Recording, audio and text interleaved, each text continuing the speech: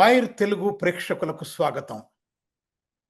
ఈరోజు మనతో ఉన్న అతిథి బహుశా మీ అందరికీ చిరపరిచితులు.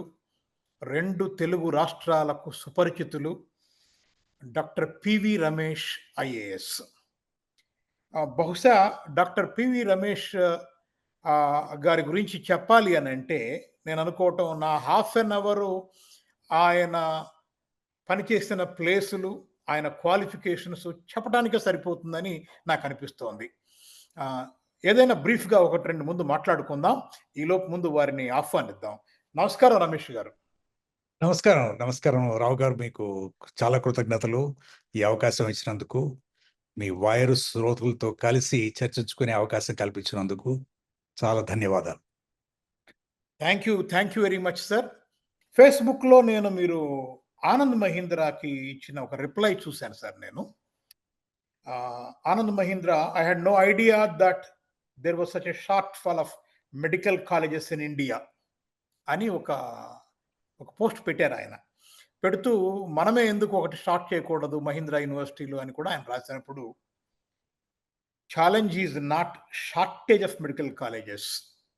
It's the quality, cost, faculty, national vision అని చెప్పి మీరు మీ పోస్ట్ రిప్లై సుమారు నేను అనుకోవటం అది 2023 పోస్ట్ అనుకుంటాను.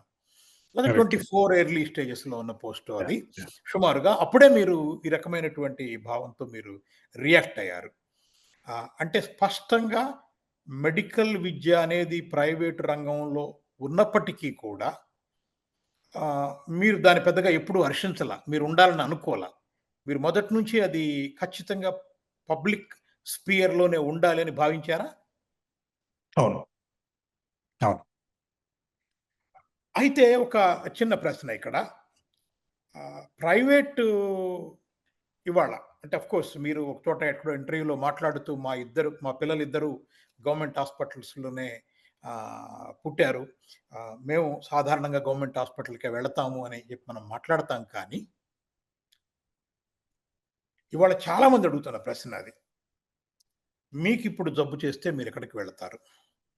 ప్రైవేట్‌కా? గవర్నమెంట్‌కా? గవర్నమెంట్ ఆల్‌మోస్ట్ హోప్‌లెస్ కండిషన్స్‌లో ఉన్నప్పుడు ప్రైవేట్ హాస్పిటల్సు, ప్రైవేట్ స్కూల్సు ఇవే ఆల్టర్‌నేటివ్ ఇంక స్కోప్ లేదనుకుని ప్రపంచం అంతా ముఖ్యంగా 2 తెలుగు రాష్ట్రాల్లో వెళుతున్నప్పుడు స్టిల్ ఇదొక అబ్సలీటో లేకపోతే ఔట్‌డేటెడో పాత నెఫ్రూవియన్ లేదా సోషలిస్ట్ పద్ధతుల్ని పట్టుకొని ఇంకా పబ్లిక్ రంగంలో ఉంచటం వల్ల ప్రజలకేం లాభం జరుగుతుంది? నిజంగా అసలు లాభం జరుగుతుందా? అనే ఒక ఆర్గ్యుమెంట్ బలమైన ఆర్గ్యుమెంట్ ఉంది. దీనికి మీరేం మాట్లాడతారు? మీరు చాలా చాలా మంచి ప్రశ్న వేశారండి. దీని గురించి మనం కొంచెం కూలంకషంగా చర్చించుకోవాల్సిన అవసరం ఉంది.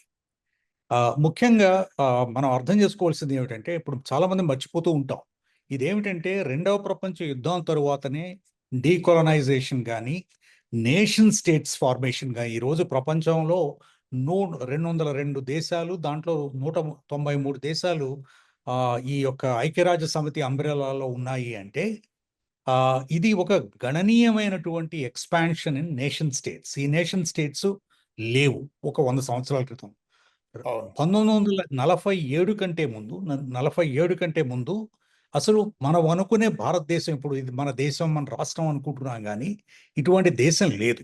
బ్రిటిష్ ఇండియాలో కూడా అది 50% 50% 52% ఏరియా, తరువాత 58% జనాభా ఉన్నది. మిగిలిన వాళ్ళందరూ కూడా 565 ప్రిన్స్లీ స్టేట్స్‌లో ఉన్నవాళ్ళు.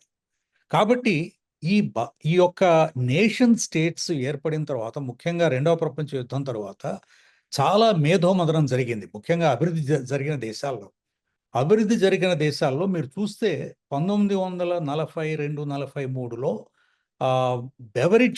విలియం బెవరిడ్జ్ కమిటీ అనేది ఒకటి ఏర్పాటు చేసి, అసలు ప్రభుత్వం యొక్క బాధ్యత ఏమిటి? ప్రజలకి, ప్రభుత్వానికి అవినాభావ సంబంధం ఏమిటి? యుద్ధం అయితే చెయ్యాలి, తప్పదు. రెండవ ప్రపంచ యుద్ధం గాని ఎక్కడైనా కూడా state exists to protect it's citizens both from బయట నుంచి వచ్చే శత్రువుల నుంచి, ఇంటర్నల్ ఎనిమీస్ నుంచి. ఇది కాకుండా ప్రభుత్వం యొక్క బాధ్యత ఏమిటి అంటే, బెవరిడ్జ్ కమిటీ రిపోర్ట్‌లో ఒక కొంత స్పష్టమైనటువంటి నిర్దిష్టమైనటువంటి అభిప్రాయాలను ఆయన ఎక్స్ప్రెస్ చేశారు. దాంట్లో ముఖ్యమైన అంశం ఏమిటంటే ఎడ్యుకేషన్, చదువు, ముఖ్యంగా ప్రైమరీ ఎడ్యుకేషన్, కాలేజ్ ఎడ్యుకేషన్ కూడా, న్యూట్రిషన్, ఆరోగ్యం అనేది, తరువాత ఆరోగ్యం అన్నిటికంటే ముఖ్యంగా పబ్లిక్ సర్వీసెస్, రోడ్లు, దానికి మనకు కావలసినటువంటి మంచినీళ్ళు, శానిటేషను, హౌసింగ్, ఇవన్నీ కూడా పబ్లిక్ సర్వీసెస్. అంటే ఇవి ట్యాక్సేషన్ ద్వారా ఏదైతే ప్రభుత్వం పన్నులు వసూలు చేస్తుందో వాటి ద్వారా ప్రజలకు అందించవలసినటువంటి పబ్లిక్ గూడ్స్, పబ్లిక్ సర్వీసెస్ అనేది ఒక నిర్దిష్టమైన అభిప్రాయానికి వచ్చారు. ఏది ముందు యునైటెడ్ కింగ్డమ్లో, తరువాత యూరప్ అంతా కూడా. ఇదే సమయంలో మీరు వెళ్ళి చూసినట్లయితే 1929 గ్రేట్ డిప్రెషన్ తరువాత, great crash of the economy in United states తరువాత, ఈ ఏదైతే న్యూ డీల్ అని ఎఫ్డిఆర్, రూజ్వెల్ట్ ఏదైతే మొదలుపెట్టారో దాంట్లో ఏమిటి, ఏ విధంగా అయితే సమాజంలో ప్రభుత్వం యొక్క బాధ్యత ఏమిటి, సమాజం యొక్క ముఖ్యమైన బాధ్యత అందరికీ సర్వీసెస్ క్రియేట్ చేయాలి. కానీ హౌ డు యూ సపోర్ట్ ఎవరైతే వల్నరబుల్ సెక్షన్స్ ఉన్నారో, ఎవరైతే వీకర్ సెక్షన్స్ ఉన్నారో, ఎవరైతే ఎల్డర్లీ ఉన్నారో వాళ్ళందరికీ కూడా సపోర్ట్ కల్పించాలనే ఉద్దేశంతోనే ఆ రోజుల్లో హౌసింగ్ ఫర్ ఎవ్రీవన్, అలాగే health care for everyone, particularly elderly, ఇవన్నీ కూడా కల్పించింది న్యూ డీల్ కింద. దీన్ని బాగా ఎక్స్పాండ్ చేసి 1960 సంవత్సరంలో ఇదంతా కూడా క్యాపిటలిస్ట్ కంట్రీస్. ఎందుకు చెప్తున్నానంటే క్యాపిటలిజం, కమ్యూనిజము నెహ్రూ గారు చేశారు, ఇది ఇప్పుడేమో మేమంతా కొత్త విధానంలో ఉన్నాం, ఈయన పాత చింతకాయ పచ్చడి చెప్తున్నాడంటే కొన్ని ఫండమెంటల్ ప్రిన్సిపల్స్ లేకుండా ఏ దేశము, ఏ రాష్ట్రం ప్రపంచంలో అభివృద్ధిలోకి రాలేదు.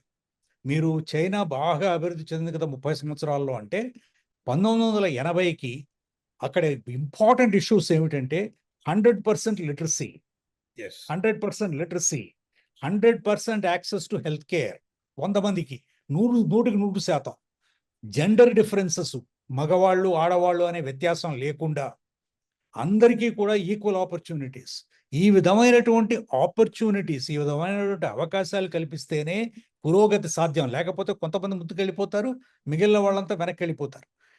దీంట్లో ఐడియాలజీ వ్యవహారం కాదు. నేను 5 సంవత్సరాల పాటు ప్రైవేట్ సెక్టర్లో లీడర్షిప్ పొజిషన్స్లో ఉన్నాను. నేను ఆర్ఈసి చైర్మన్, మేనేజింగ్ డైరెక్టర్గా కమర్షియల్ దాన్ని డబుల్ చేశాను. తర్వాతనేమో ఒలెక్ట్రా గ్రీన్ టెక్ మేనేజింగ్ డైరెక్టర్గా ఎలక్ట్రిక్ బస్సెస్ ప్రమోట్ చేశాను. తర్వాత corporate financing, investment management, MAL గ్రూప్కి హెడ్గా చాలా బిజినెస్ ఎక్స్పాండ్ చేశాను. కాబట్టి నేను ముఖ్యంగా చెప్తున్నది ఏమిటంటే నాకు public sector, private sector, international situation అంతా కూడా అవగాహన ఉంది. కాబట్టి 360 డిగ్రీల తర్వాత ఇప్పుడు మనకి ప్రస్తుతానికి మన దేశానికి ముఖ్యంగా ప్రైవేట్ సెక్టరు అవసరం, పబ్లిక్ సెక్టరు అవసరం. దీంట్లో మన దేశంలో జరగంది ఏమిటంటే, ఇది నెహ్రూ గారిని కూడా బ్లేమ్ చేస్తాను, ఇదేమిటంటే మనకి ఫండమెంటల్గా ప్రభుత్వం కల్పించవలసిన బాధ్యతలు ఏమిటి అంటే డైరెక్టివ్ ప్రిన్సిపల్స్ ఉన్నాయి. కానీ డైరెక్టివ్ ప్రిన్సిపల్స్ దాన్ని జస్టిసబుల్ కాదు, అది కోర్టులు ఏమి దాని మీద నియంత్రించే అధికారం లేదు. ఫండమెంటల్ కాదు అవి, fundamental rights. They are not fundamental rights. But article 21 right to life, దీని మీద సుప్రీం కోర్ట్ క్లియర్గా చెప్పింది ఏమిటంటే right to life includes right to health, right to education, right to gender equality, right to nutrition. These are settled principles గ్లోబల్గా. మన ఒక్క దేశంలోనండి నేను చూసేది, మన దేశంలో, మన చుట్టుపక్కల పాకిస్తాన్, బంగ్లాదేశ్, ఈ ఏదైతే south Asian nations, 4 south Asian nations ఉన్నాయో ఈ 3 దేశాల్లోనే ఇటువంటి చర్చ జరిగేది. సౌత్ ఈస్ట్ ఏషియన్ దేశాల్లో లేదు, చైనాలో లేదు, జపాన్లో లేదు, కొరియాలో లేదు. అక్కడంతా కూడా సెటిల్డ్. ఇదేమిటి, కొన్ని పబ్లిక్ సర్వీసెస్, పబ్లిక్ గూడ్స్ ప్రభుత్వం కల్పించాలి. కాబట్టి ముఖ్యంగా 1991 నుంచి ఏదైతే లిబరలైజేషన్ కార్యక్రమం తీసుకొచ్చామో, ఏదైతే నియో లిబరల్ పాలసీల కింద మనం కొన్ని నిర్ణయాలు తీసుకున్నామో దాంట్లో కొన్ని అవసరం. Macro economic stability, deregulation, globalisation, technology application, ఇవన్నీ చాలా ముఖ్యం. కానీ మనం మర్చిపోయింది ఏమిటంటే లిబరలైజేషన్‌తో పాటు లిబరేట్ అయిపోయాము మనం. అంటే ప్రభుత్వ బాధ్యతల నుంచి లిబరేషన్ వచ్చేసింది మనకి. ఫ్రీడమ్ వచ్చేసింది. స్వతంత్రం వచ్చేసింది. అంటే ప్రభుత్వాలు ఇంకా ఏమీ పని చేయవలసిన అవసరం లేదు. ప్రభుత్వాలు చేయవలసింది ఏమిటంటే ప్రైవేటు వ్యక్తుల్ని తీసుకొనొచ్చి ప్రభుత్వ ఆస్తుల్ని, ప్రభుత్వం యొక్క వనరుల్ని, ప్రభుత్వం యొక్క స్థలాల్ని, ప్రభుత్వం యొక్క ఆస్తుల్ని ఇవన్నీ కూడా ప్రజలకి ఎవరైతే గొప్ప గొప్ప వాళ్ళున్నారో వాళ్ళకిచ్చేస్తే వాళ్ళు చాలా బాగా మేనేజ్ చేస్తారు అనే ఒక నిర్ణయానికొచ్చేసారు.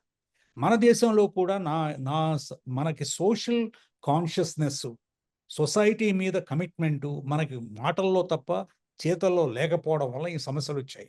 రెండవదేమిటంటే ఇది చాలా సింపుల్ ఫార్ములా. నేను రాజకీయ నాయకుడినైతే, నేను ఒక మెడికల్ కాలేజో, లేకపోతేనేమో ఒక ఇంజినీరింగ్ కాలేజో, లేకపోతే ఒక మైనో, లేకపోతే ఒక కాంట్రాక్టో ఒక ప్రైవేట్ వ్యక్తికిస్తే, అతను నాకు తిరిగి డబ్బులిస్తాడు నేను ఎలక్షన్‌లకి. ఎలక్షన్‌ల ఖర్చు ముఖ్యంగా 2 తెలుగు దేశాల్లో ఒక్కొక్క ఎమ్మెల్యే 30, 40 కోట్లు ఖర్చు పెడుతున్నాడు అంటే, ఆ డబ్బు ఎక్కడి నుంచొస్తోంది? ఈ యొక్క పబ్లిక్ రిసోర్సెస్‌ని ప్రైవేట్ సెక్టర్‌కి ట్రాన్స్‌ఫర్ చేయడం వల్ల. కాబట్టి మీరు చూస్తే ముఖ్యంగా 96, 97 నుంచి 96, 97 నుంచి ఈ యొక్క ఏదైతే ప్రభుత్వ యంత్రాంగము, ప్రభుత్వ వ్యవస్థలున్నాయో ఆరోగ్యం, విద్య ముఖ్యంగా ఈ 2 రంగాల్లో కూడా క్షీణ దశ మొదలైంది 1996లో. ఇప్పుడు అది పరాకాష్ఠకు చేరింది. మనం ఏమిటంటే ఇదిగో ఇది రేబిడ్ డాగ్ కాబట్టి ఈ డాగ్‌ని చంపేయాలి. అంటే ముందు కుక్కని చంపేయాలంటే ముందు దీనికి రేబీస్ పట్టిందిరా అని చూపించాలి. కనాలి. అదే అవును. విధంగా మనం ఏం చేశామంటే అండి విద్యని క్షీణింపజేశాం. చేసి అమ్మఒడి అని డబ్బులు పంచిపెడుతున్నాం ప్రైవేట్ స్కూల్స్‌కి. అంతే కదండీ! అలాగే అంతేనండి. ఆస్పత్రుల్ని కంప్లీట్ క్షీణ దశకు తీసుకొచ్చేసి ఆస్పత్రుల్ని మనం ఏం చేస్తున్నాం ఇప్పుడు ఆరోగ్యశ్రీ అని యెస్.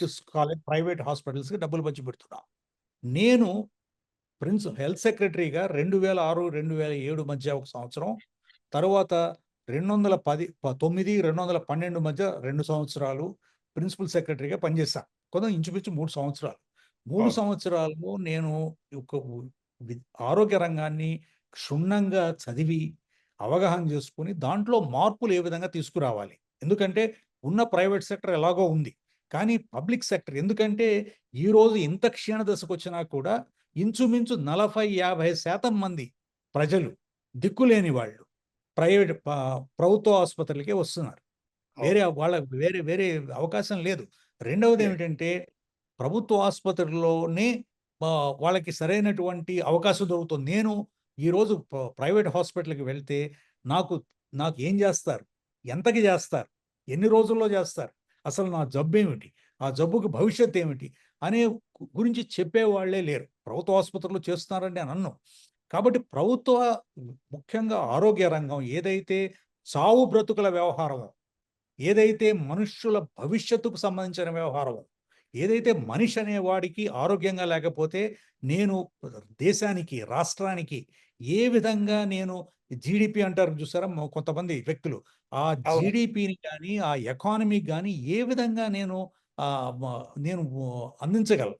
దాంట్లో పార్టిసిపేట్ చేయగలను. దాంట్లో పాలు పంచుకోగలను. కాబట్టి ఆరోగ్యం అనేది పరమావధి. చాలా ముఖ్యమైనటువంటి అవసరం. ఇట్ ఈస్ యూనివర్సల్లీ కాబట్టి మనం జరుగుతున్నది ఏమిటంటే అండి కరెక్టే. క్షీణించిపోయింది బాగా. ప్రభుత్వ ఆరోగ్య యంత్రాంగం అంతా క్షీణించిపోయింది. దాన్నలా వదిలేద్దామా? వదిలేస్తే అసలు ప్రభుత్వం చేసే పనేమిటి? దీనికి బాధ్యులుగా నేను ఎవరిని ఆహ్, న న దీన్ని నేను చూసింది నేను 20, 30, 40 నేను 40 సంవత్సరాలు ప్రభుత్వాన్ని చూస్తున్నాను. 13 అవును. సంవత్సరాలు లేక కూడా దీంట్లో అంటే ముఖ్యంగా రాజకీయ నాయకులకి కమిట్మెంట్ లేదు. దీనికి కారణం ఏమిటంటే అండి మన సమాజంలో మనకున్న వ్యవస్థని బట్టి, మనకున్న సామాజిక వ్యవస్థని బట్టి మనం ఎప్పుడూ కూడా విద్య, ఆరోగ్యం ఇవి అందరికీ అందాలి అనే ఒక నిర్ణయం లేదు. ఎందుకు మనకి 1842 వరకు కూడా బ్రిటిష్ వాళ్ళు స్కూల్స్ తెరిచే ఆహ్, వరకు కూడా మనకి విద్య అనేది కొన్ని కులాలకు మాత్రమే నియమితమై ఉంది. అవును. అలాగే ఆరోగ్యం. ఆరోగ్యం అంటే మనకి కర్మ ప్రకారం జబ్బులొస్తాయి. చచ్చిపోతే చచ్చిపోతాడు, బతికితే బతుకుతాడు, కుంటివాడైతే కుంటివాడవుతాడు. ఇది ఒక మనసులో మానసికంగా భౌతికంగా, సామాజికంగా మన మనస్సుల్లోకి బాగా చొచ్చుకుపోవడం వల్ల మనం ఎప్పుడూ కూడా ఎవరిని కూడా నాకు జబ్బు చేసింది అంటే మనం చెప్పడానికే భయపడతాం. క్యాన్సర్ అవును. ఉందంటే ఎవరు చెప్పరు.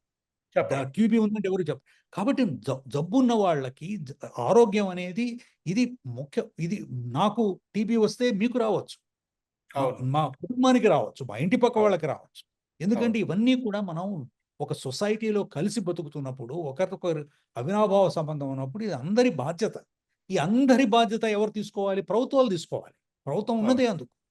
కానీ ప్రభుత్వంలో ఏమిటంటే అండి ఆరోగ్యం, విద్య ఈ 2 కూడా మార్పు చెందడం కష్టం. అంటే దీనికి చాలా మేనేజ్‌మెంట్ ఇంటెన్సిటీ గావాలి. కృషి గావాలి. అవును. ఇన్‌స్టిట్యూషనల్ స్ట్రక్చరింగ్ ట్రాన్స్‌ఫర్మేషన్ గావాలి. ప్రత్యక్షంగా నేను చూసిందేమిటంటే, నేను ఏదైతే ఒక సంవత్సరంలో చేస్తాననుకున్నానో, ఒక సంవత్సరంలో చేయొచ్చనుకున్నానో నేను మొదలైనప్పుడు, 3 సంవత్సరాలు పట్టింది నాకు చిన్న చిన్న మార్పులు తీసుకురావడానికి. ఓకే. ఫండమెంటల్ ఫైన్ మార్పులు. అందులో నేను చేయగలిగింది 20, 25% మాత్రమే. ఇంకా హ్మ్. దురదృష్టకరం ఏమిటంటే, నేను స డిపార్ట్‌మెంట్ నుంచి వెళ్ళిపోయిన తర్వాత, రమేష్ గారి మోడల్ ఏమిటి అవన్నీ డిస్మాంటిల్ చేయండి. ఆయన చేసింది మేము కంటిన్యూ చేయడం ఏమిటి? కొత్త వాళ్ళు వాళ్ళ స్టైల్ కావాలి వాళ్ళకి. వాళ్ళ స్టైల్. రమేష్ గారి పేరే అందరూ మాట్లాడుతున్నారు. హ్మ్. కంప్లీట్‌గా డిస్మాంటిల్ చేసి, ముఖ్యంగా ఆంధ్ర రాష్ట్రంలో.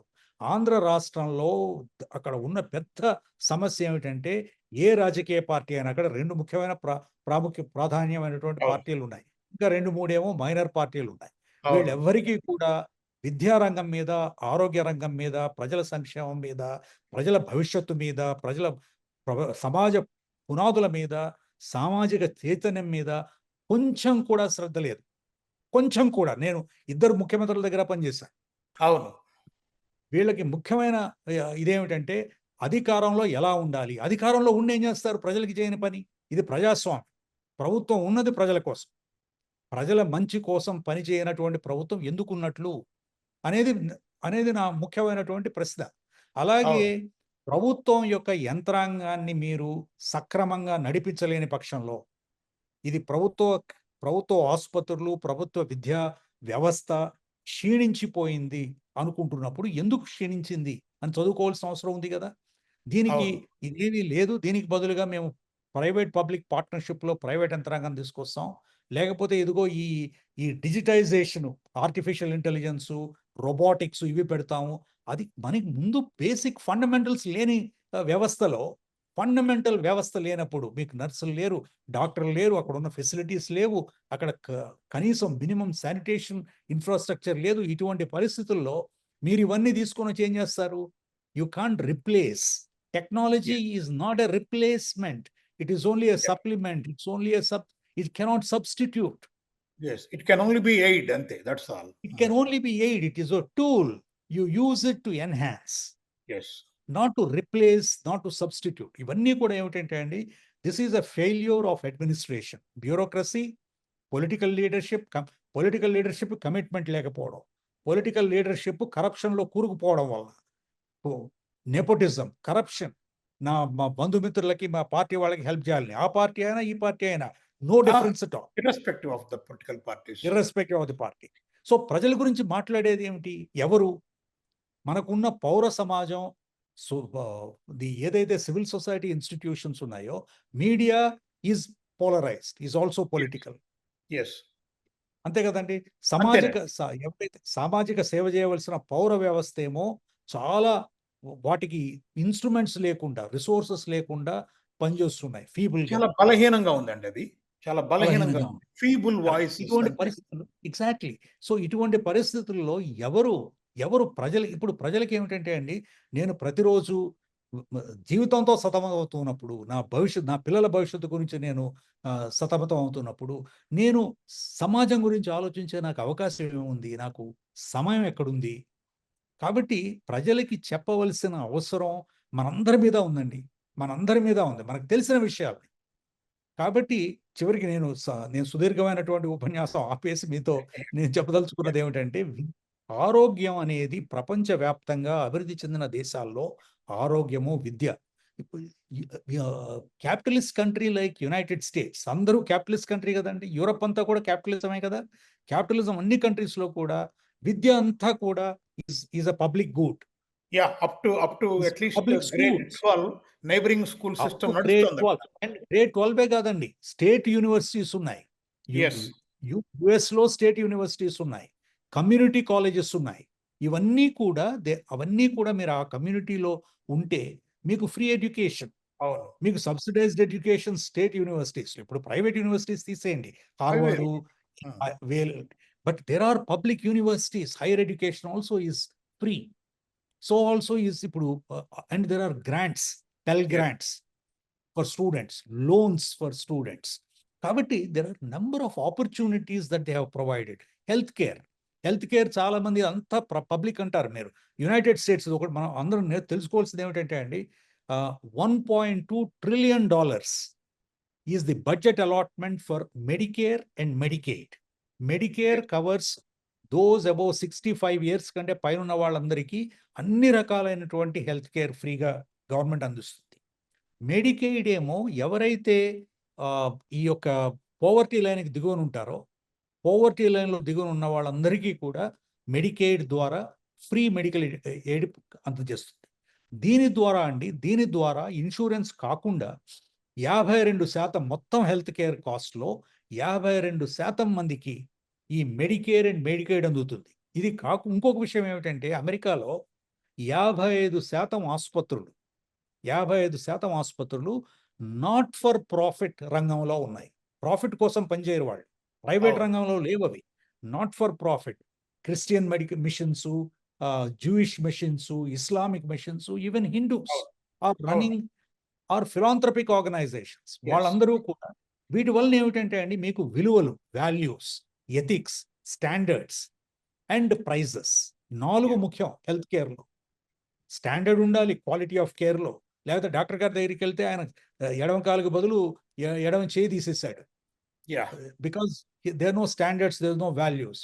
నేను రావు గారి దగ్గరికి వెళ్తే ఒక రకమైన ట్రీట్మెంట్, రమేష్ గారి దగ్గరికి వెళ్తే ఇంకొక రకమైన ట్రీట్మెంట్. అదేమిటండి, ఏ డాక్టర్ అయినా కూడా ఒకే ట్రీట్మెంట్ ఇవ్వాలి కదా. నాకు ఉన్న జబ్బు ఒకటే కదా, వేరు జబ్బులు కావు.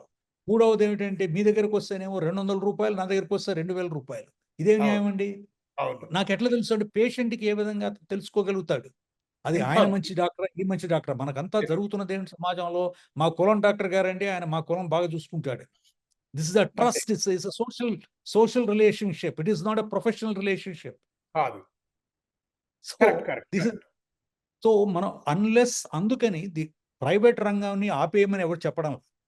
ప్రైవేట్ రంగం ఉన్నది బాగానే ఉంది, దాన్ని రెగ్యులేట్ చేయాలి, దాని స్టాండర్డ్స్ రెగ్యులేట్ చేయాలి, దాని క్వాలిటీ రెగ్యులేట్ చేయాలి, దాని ప్రైజెస్ ని స్టెబిలైజ్ చేయాలి, ప్రజలకు అది చెప్పాలి. ఎందుకంటే ఇన్ఫర్మేషన్ లేదు కదండి.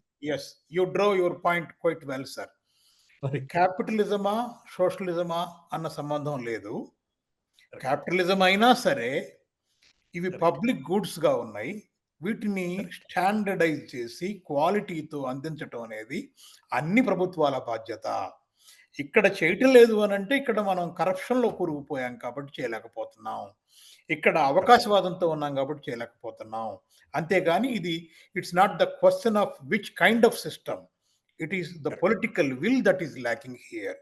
దాన్ని మీరు తప్పుపడుతున్నారు. I understood, sir. I understood. You drove well your point. 2 issues అండి, పొలిటికల్ లీడర్షిప్ ఒకటి, పొలిటికల్ కమిట్మెంట్ ఒకటి. రెండవది ఏమిటంటే, సమాజం నుంచి, ప్రజల నుంచి డిమాండ్ లేకపోవడం, సమాజం స్తబ్దతగా ఉండడం 2. మూడవది ఏమిటంటే బ్యూరోక్రాటిక్ ఇన్కాంపిటెన్స్.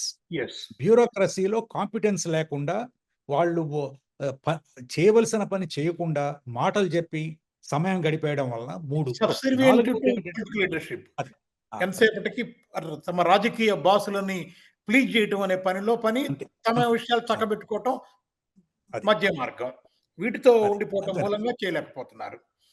అయితే ఇక్కడ ఒక చిన్న పాయింట్, వాళ్ళ ఆర్గ్యుమెంట్, ఈ minister for health Satyakumar Yadav ఈ పిపిపి మీద ఎప్పుడైతే కాంట్రవర్సీ వచ్చిందో, ఆయన ఆర్గ్యుమెంట్ నేను నోట్ చేసుకున్నాను. ఆయన ఏమంటున్నాడు, ల్యాండ్ మాదే, గవర్నమెంట్ అధీనంలో ఉంది, సీట్లు మేం చెప్పినన్నే, ఫీజు మేం నిర్ణయిస్తున్నాము, నిబంధనలు మావే, ఇంకా మీకేంటి ఇబ్బంది? అంత పిపిపి కింద భూమి ప్రభుత్వాన్ని, సీట్ల సంఖ్య ప్రభుత్వాన్ని, ఫీజు మేము నిర్ణయిస్తున్నాము, నిబంధనలు కూడా ప్రభుత్వం పెడుతోంది. వీటి కింద ఆపరేట్ చేసే ఒక ప్రైవేట్ పర్సన్‌తో మీకొచ్చిన ఇబ్బందేంటి? ఇది అతని ప్రాబ్లమ్ ప్రశ్న ఒకటి. దాంట్లో ఇబ్బంది ఏమిటో చెప్తాను మీకు. ఇబ్బంది యాహ్! ఏమిటో చెప్తాను. ఒకటేంటంటే అండి ముఖ్యంగా ఆహ్, వైద్య విద్యకి, మిగిలిన విద్యలకి వ్యత్యాసం ఏమిటంటే, వైద్య విద్య అనేది వైద్యంలో 2, 3 ముఖ్యమైన అంశాలు. ఒకటేమిటంటే వైద్య రంగంలో ఆహ్, విద్య, ప్రాక్టీస్, స్కిల్స్, నాలెడ్జ్ ఈ 2 కూడా ఇంట్రికేట్‌లీ రిలేటెడ్. యెస్. మీకు హాస్పిటల్ లేకుండా మీకు కాలేజ్ ఉండదు. కాలేజ్, అవును. హాస్పిటల్ ఉంటేనే మీకు మెడికల్ ఎడ్యుకేషన్. యాహ్! మీరు ఒక్క టీచింగ్ హాస్పిటల్ కాలేజ్ ఇది. అది అది లా ఎడ్యుకేషన్‌లో లేదు, ఇంజినీరింగ్ ఎడ్యుకేషన్‌లో లేదు, ఫార్మసీ ఇంకెక్కడా లేదు. ఇది ఒక్క దాంట్లోనే. ఎందుకు? ఇది చావు బ్రతులకు సంబంధించిన విషయం.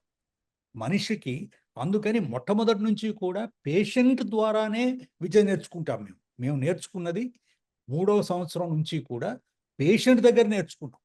మా ప్రొఫెసర్‌ల దగ్గర నుంచి ఎంత నేర్చుకున్నామో, అంతకు 2 రెట్లు పేషెంట్‌ల దగ్గర నుంచి నేర్చుకున్నాం. కాబట్టి hospital, patients intricately related first. కాబట్టి ఏమిటంటే, ఈ హాస్పిటల్ అన్నీ కూడా అడ్వాన్స్డ్ కేర్ ఫెసిలిటీస్. ఎందుకు? అన్ని డిసిప్లిన్‌లు ఉంటారిక్కడ. ఆబ్స్టెట్రిక్సు, సర్జరీ, ఆఫ్థల్మాలజీ, గైనకాలజీ, మెడిసిను అందరుంటారు. ఉండడం వలన ఏమవుతుందంటే, ఈ ముఖ్యంగా ఈ 10 కాలేజెస్ ఇప్పుడు పెడుతున్నవి ఇవన్నీ కూడా చిన్న చిన్న టౌన్స్‌లో ఉన్నాయి.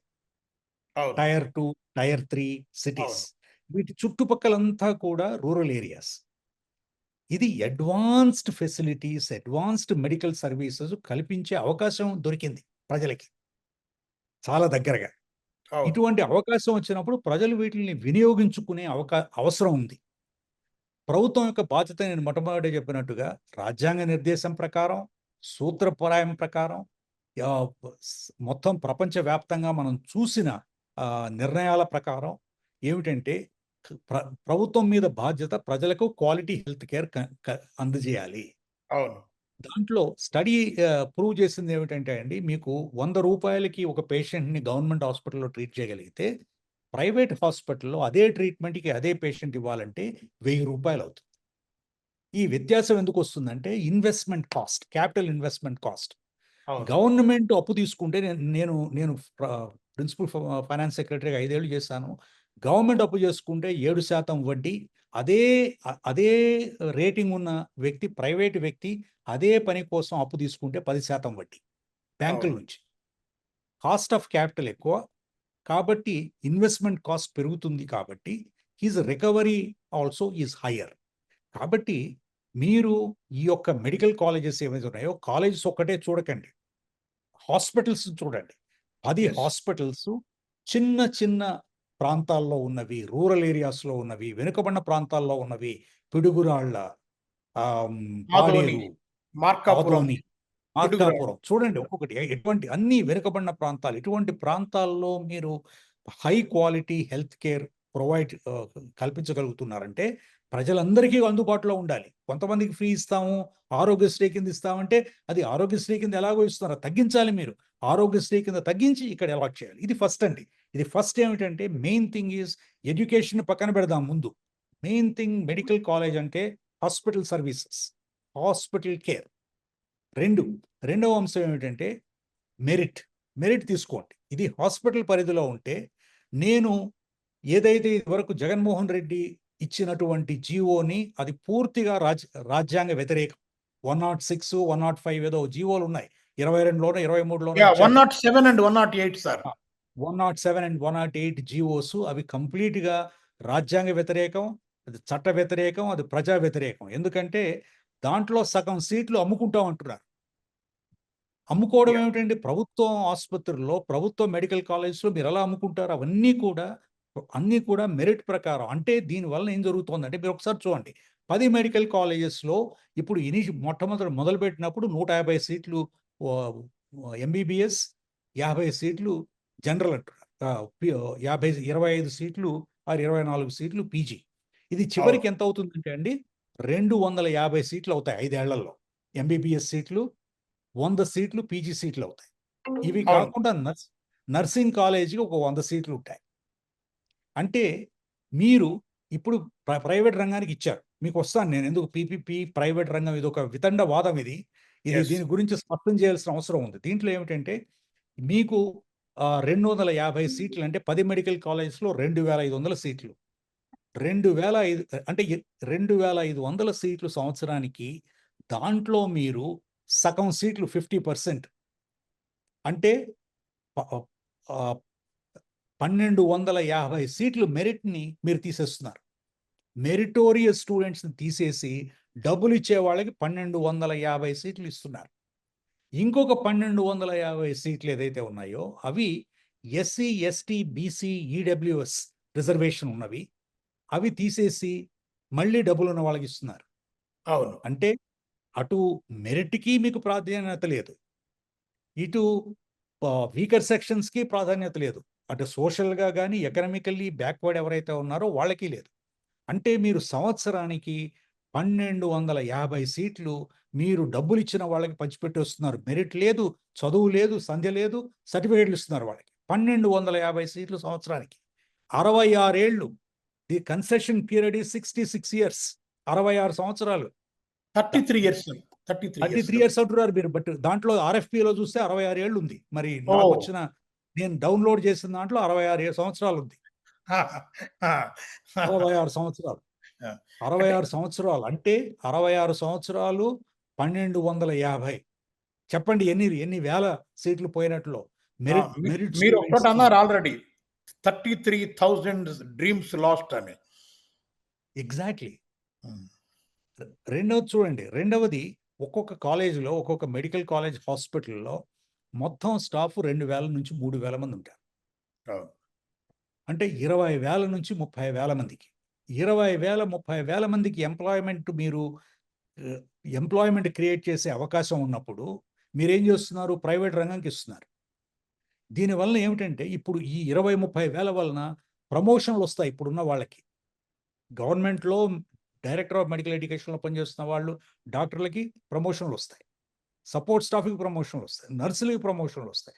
ఫార్మసిస్ట్‌లకి, ల్యాబ్ టెక్నీషియన్‌లకి అందరికీ కూడా అవకాశం దొరుకుతుంది ఒకటి. 2 రిక్రూట్‌మెంట్‌కి అడిషనల్ జాబ్స్ క్రియేట్ చేయడానికి. 600 మంది కి హై ఎవరైతే వేరే దేశాల నుంచి వచ్చి ఇక్కడ వైజాగ్‌లో పనిచేస్తారో ఈ యొక్క గూగుల్ డేటా సెంటర్‌లో వాళ్ళ కోసం 22,000 కోట్లు ఇచ్చినప్పుడు 22,000 కోట్లు 600 మంది ఉద్యోగాల కోసం. అది కూడా ఫారినర్సు లేకపోతేనేమో ఐఐటీ కల్కట్టా, ఐఐటీ కాన్పూర్ నుంచి వచ్చిన వాళ్ళ కోసం. అవును. 600 మంది. ఇక్కడ 30,000 మందికి ఉద్యోగాలు. 30,000 మంది. దాంట్లో 3,000 మంది డాక్టర్లు, 5,000 మంది నర్సులు, ఫార్మసిస్టులు, సపోర్ట్ స్టాఫ్ వీళ్ళందరూ కలుపుకుంటే. అవును. ఇవన్నీ కూడా అంటే ప్రమోషన్‌లు తీసేస్తున్నారు మీరు అవకాశాలు. రిక్రూట్‌మెంట్, ఎంప్లాయ్‌మెంట్ ఆపర్చునిటీస్ తీసేస్తున్నారు. మనకు తెలుసు ప్రైవేట్ రంగంలో ఏం జరుగుతుందో. Reservation, rule of reservation.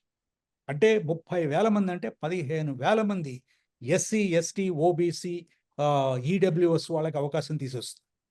It's a massive effort at depriving what is right in the public services. అవును. పబ్లిక్ సర్వీసెస్‌కి ఏదైతే వాళ్ళకి లెజిటిమేట్ రైట్ ఉందో, మెరిట్‌కి ఏదైతే లెజిటిమేట్ రైట్ ఉందో అది తీసేసి ఏం చేస్తారు? ఇప్పుడు నేను ప్రైవేట్ అనుకోండి. నేనేం చేస్తాను? మా బంధుమిత్రులకి ఇచ్చుకుంటాను ముందు. తర్వాత మా కులం వాళ్ళకిస్తా. తర్వాత మా ఊరు వాళ్ళకిస్తా. తర్వాత మా జిల్లా వాళ్ళకిస్తా. మెరిట్, అంతే గిరిట్ కదండీ! చూడను. నా హ్మ్. ఇష్టం. మెరిట్ వాళ్ళకి చూడను. ఎందుకంటే మా వాళ్ళు, మా కాలేజీ. సో, దీని వలన నష్టం ప్రజలకి ఆరోగ్యపరంగా ఆరోగ్యం ఇవ్వడం లేదు మీరు. 2 ఉద్యోగాలు ఉపాధి కల్పనని మీరు మరి నిరోధిస్తున్నారు. ప్రభుత్వంలో పనిచేస్తున్నటువంటి డాక్టర్లు, నర్సులు, మిగిలిన యంత్రాంగం ఎవరైతే ఉందో వాళ్ళకి అన్యాయం చేస్తున్నారు. ఇవన్నీ కాకుండా మీరేం చేస్తున్నారు? 66 సంవత్సరాల పాటు నా దగ్గర ఉన్న డాక్యుమెంట్‌లో మరి 66 యాహ్! సంవత్సరాలు హ్మ్. తర్వాత 33 మార్చారేమో నాకు తెలీదు. హ్మ్. 66 సంవత్సరాల తరువాత అంటే ఇప్పుడు మనం 25లో ఉన్నాం. చూడండి ఎన్ని సంవత్సరాల తర్వాత. అంటే ఈ ఈ ద ఒక 2 ఈ శతాబ్దం జనరేషన్స్ అయిపోతుంది. పోతాయండి. Third generation. పోతుంది. 3 జనరేషన్, థర్డ్ జనరేషన్. అంటే మా ఇప్పుడు తీసుకున్న వాళ్ళకి, వాళ్ళ పిల్లలకి, వాళ్ళ మనవళ్ళకి కూడా పంచిపెట్టేస్తున్నాం మనం ఒక్కసారి. ఇప్పటి వరకు పబ్లిక్ ప్రైవేట్ పార్ట్నర్‌షిప్ మీద ఇంకొక విషయం చెప్తారు. పబ్లిక్ ప్రైవేట్ పార్ట్నర్‌షిప్‌కి, ప్రైవేటైజేషన్‌కి ఏమీ వ్యత్యాసం లేదు. ఇప్పుడు భూమి నాది, ఆస్తి నాది, సీట్లు నావి అయినప్పుడు మీరు ప్రైవేట్‌కి ఎందుకు ఇవ్వాలి? మీరే చేయొచ్చుగా. మీరే చేయొచ్చుగా, మళ్ళీ ప్రైవేట్‌కి ఇవ్వడం ఎందుకు? కాబట్టి ఒకవేళ మీరు ఇస్తుంటే ఇది 2015లో కేల్కర్ గారి డాక్టర్ ప్రొఫెసర్ కేల్కర్ ఇదివరకు ఫైనాన్స్ సెక్రటరీ. ఆయన ఆధ్వర్యంలో పీపీపీని రివ్యూ చేయడానికి ఒక కమిటీ వేశారు. ఆయన ఒక కమిటీ రిపోర్ట్ ఇచ్చారు 2016లో. ఆయన హ్మ్. ఏమన్నారంటే, పీపీపీ మనకి ఇన్‌ఫ్రాస్ట్రక్చర్ తక్కువుంది కాబట్టి దేశంలో ఆయన ఐడెంటిఫై చేసిందేమిటంటే పోర్ట్‌లు, ఎయిర్‌పోర్ట్‌లు, రోడ్సు, పవర్ ప్రాజెక్ట్సు, ఇటువంటి మేజర్ ఇన్‌ఫ్రాస్ట్రక్చర్ ప్రాజెక్ట్స్‌ని మాత్రమే మీరు ఆహ్, పీపీపీ కింద తీసుకోవచ్చు. దాంట్లో కూడా ఆయనేమన్నారంటే, పీపీపీ క్యాపిటల్ కోసం ఇంటెన్సివ్ ప్రాజెక్ట్సా అండి? Capital intensive projects, management intensive projects, long gestation projects. Okay. ఇంకోటేమన్నారంటే, దీనికి యూ నీడ్ ఎన్ ఆర్బిట్రేటర్. ఒక ఒక చట్టం ఉండాలి. రాష్ట్రాలు చట్టాలు చేయాలి. కేంద్రం చట్టాలు చేయాలి. తర్వాత వీటిని అడ్మినిస్టర్ చేయడానికి మీకు ఒక ఇండిపెండెంట్ రెగ్యులేటర్ ఉండాలి. ఇప్పుడు ఎలక్ట్రిసిటీ రెగ్యులేటర్ ఎలా ఉన్నారో ఒక బాడీ. అలాంటి పెట్టాలి. దాంట్లో ఆయన ప్రత్యేకంగా ఆరోగ్యం గురించి కూడా మాట్లాడాడు. ఆరోగ్యం గురించి ఆయన వివరంగా వివరిస్తూ ఆయనేమంటాడంటే, ప్రపంచవ్యాప్తంగా ఎక్కువగా హెల్త్ సెక్టర్‌లో జరిగింది not for profit. Not for profit ఏదైతే ఎన్‌జీఓస్ నడిపించిన వాళ్ళతో పార్ట్నర్‌షిప్ చేసుకున్నప్పుడు సక్సెస్‌ఫుల్ ఔట్‌కమ్స్ వచ్చాయి గానీ, ప్రైవేట్ రంగంలో చేసుకున్నప్పుడు సక్సెస్‌ఫుల్ ఔట్‌కమ్స్ రాలేదు. దాంట్లో 94లో వరల్డ్ బ్యాంక్ ఒక రిపోర్ట్ పబ్లిష్ చేసింది.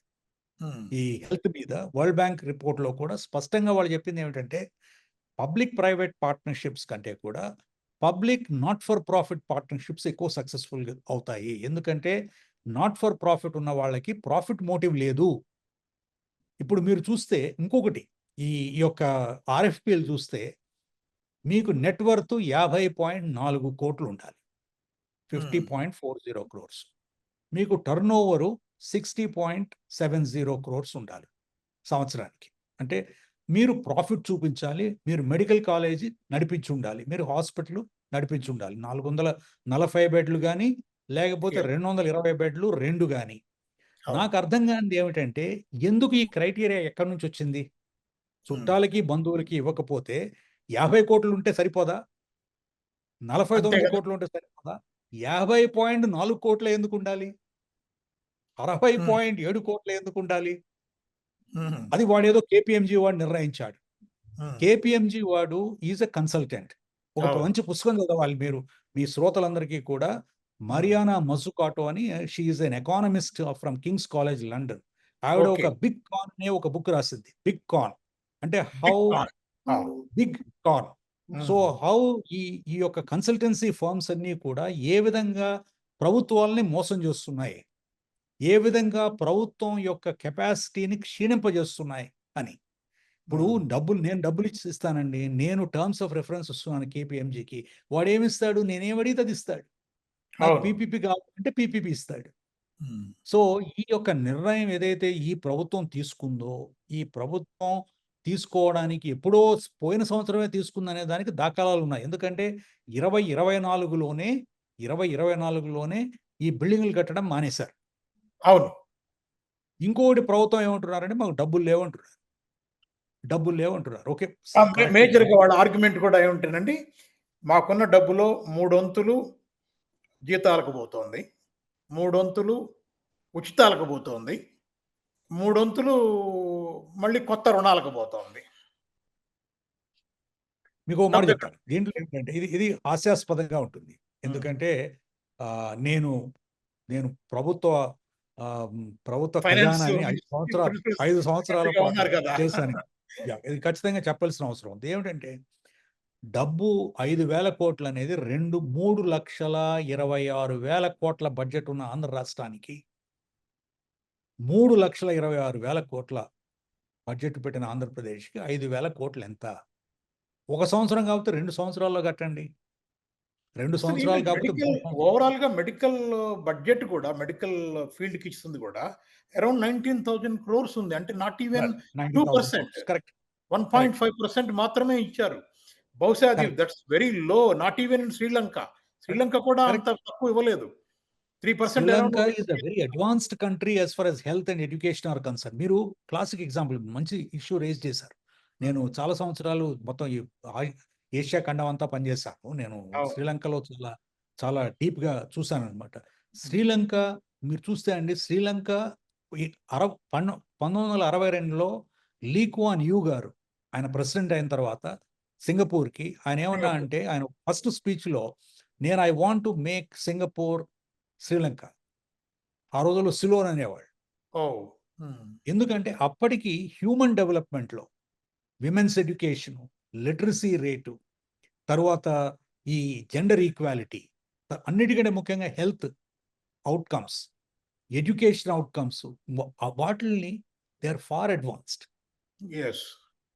మీరు చూస్తే ఆహ్, కేరళ, శ్రీలంక, సౌత్ ఏషియన్ కంట్రీస్‌లో ఈ 2 కూడా they are very, very advanced. పీపీపీకి వెళ్ళలేదుగా వాళ్ళు. అవును. పీపీకి వెళ్ళలేదు. దే ఆర్ మేనేజింగ్ వాళ్ళే ప్రభుత్వం మేనేజ్ చేస్తుంది. శ్రీ మనం మొత్తం 5 రాష్ట్రాలు చూస్తే దక్షిణ భారతదేశంలో ఉన్న 5 రాష్ట్రాల్లో ఆంధ్రప్రదేశ్ 5వ స్థానంలో ఉంది. మీరేమైనా తీసుకోండి. అవును. హెల్త్‌లో గాని, ఎడ్యుకేషన్‌లో గాని ఆహ్, ఎ ఏదైతే కీ ఔట్‌కమ్స్, హ్యూమన్ డెవలప్‌మెంట్ ఔట్‌కమ్స్ ఉన్నాయో, ఇండికేటర్స్ ఉన్నాయో అవన్నీ కూడా ఆంధ్రప్రదేశ్ ఈజ్ 5థ్ లోయెస్ట్.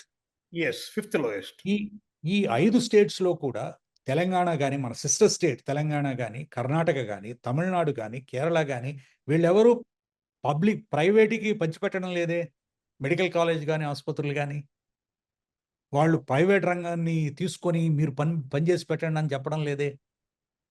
మన రాష్ట్రంలో ఎందుకు? ఇది ఎవరు మొదలుపెట్టారంటే ఛత్తీస్‌గఢ్‌లో మొదలుపెట్టారు.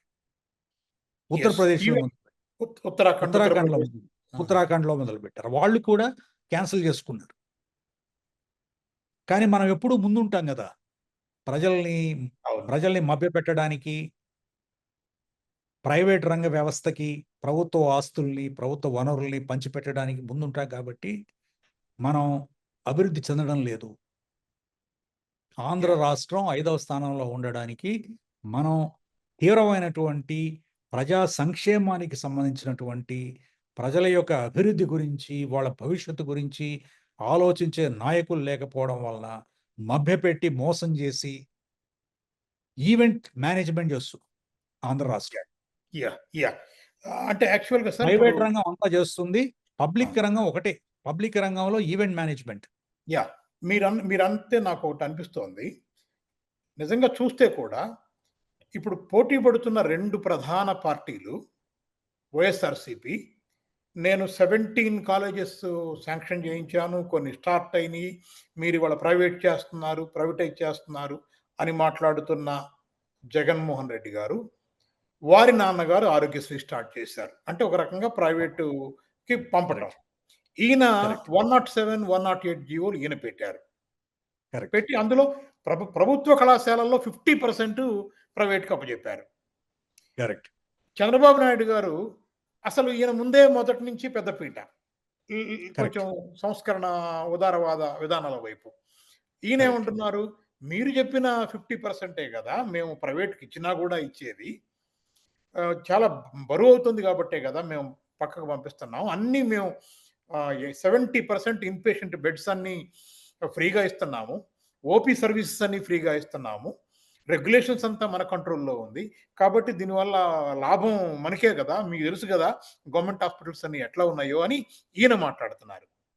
ఇద్దరూ ఒకరి మీద ఒకరు నిందలు వేసుకుంటూ నడుపుతున్నారు కానీ, ఒక రకంగా చూస్తే ఇద్దరు కూడా ఆహ్, నిజానికి సీరియస్‌గా దాని మీద దృష్టి పెట్టిన వాళ్ళు కాదు. దాన్ని పట్టించుకున్న వాళ్ళు అవును. కాదు. మొత్తం అవును. ఇష్యూని డైవర్ట్ చేస్తున్నారు వాళ్ళు. అవును. అంతే గదండీ! అవును. స్పష్టంగా అర్థమవుతోంది. అంతేనండి. ఇప్పుడు అంటే రాజశేఖర రెడ్డి గారు ఆరోగ్యశ్రీ ద్వారా ప్రభుత్వ సొమ్ముని ఆహ్, ప్రైవేట్ రంగానికి ట్రాన్స్‌ఫర్ చేయడానికి ఆయన కార్యక్రమం అది. అవును. అది విద్య కోసం ఇచ్చినా కూడా, ఆరోగ్యం కోసం ఇచ్చినా కూడా. దానివల్లనే ఆ బడ్జెట్టు ఏదైతే ప్రభుత్వ రంగ వ్యవస్థకి రావాల్సిందో ప్రైవేట్ రంగానికెళ్ళిపోయింది. ప్రైవేట్ రంగంలో ఉన్నటువంటి ప్రైవేట్ ఆసుపత్రులు, ప్రైవేట్ కాలేజెస్ పెరగడానికి కారణం కూడా ఈ 2 కార్యక్రమాలు. తరువాత జగన్మోహన్ రెడ్డి గారు ఈ యొక్క సీట్లు అమ్మేయడం మొదలుపెట్టుకున్నాడు. ఈ మెడికల్ కాలేజెస్‌లో సీట్లు అమ్మేయడం. అమ్మేస్తే అది డబ్బు కోసం. రెండవదేమిటంటే ఇన్‌ఫ్లూయెన్స్ పెడ్లింగ్. Influence yes. కోసం. నాకు చెప్పిన వాళ్ళకి ఇవ్వండి అని. అది కొన్ని వందల సీట్లు ఆ విధంగా. ఆయన అమ్మేస్తే ఇప్పుడున్న ముఖ్యమంత్రి గారు అసలు కాలేజెసే అమ్మేస్తున్నాడు. See this is an amortised private transfer. ప్రతి సంవత్సరం యెస్. ఈ ప్రైవేట్ ఎంటిటీకి నేను ఊరికే ఇప్పుడు మీరు ఇల్లు ఊరు స్థలం నాది, ప్రాపర్టీ నాది, సీట్లు నావి అన్నప్పుడు మీరే మేనేజ్ చేయొచ్చుగా. మీరే మేనేజ్ చేయొచ్చుగా. ఫ్రీ ట్రీట్మెంట్ ఇస్తాను. ఇచ్చినప్పుడు మీరే మేనేజ్ చేయొచ్చుగా. ఇంకా ప్రైవేట్ వాడెందుకు?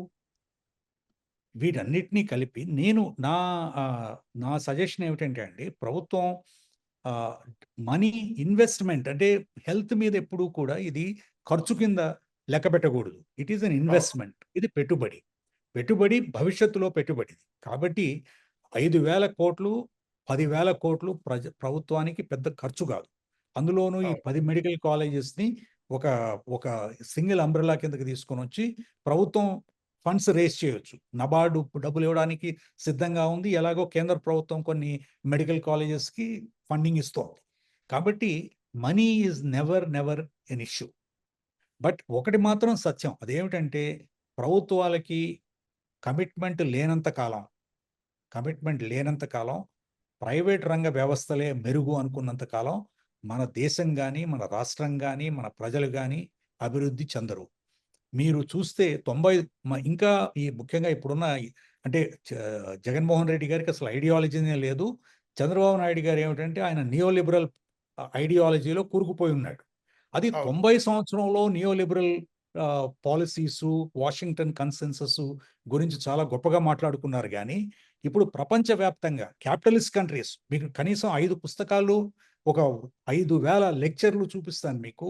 దాని ప్రభుత్వం ఒక మంచి ఆహ్, ఆహ్, యూట్యూబ్ వీడియో స్పీచ్ మీరు చదవాల్సింది ఏమిటంటే national security advisor to Biden gave a very important lecture in 2023.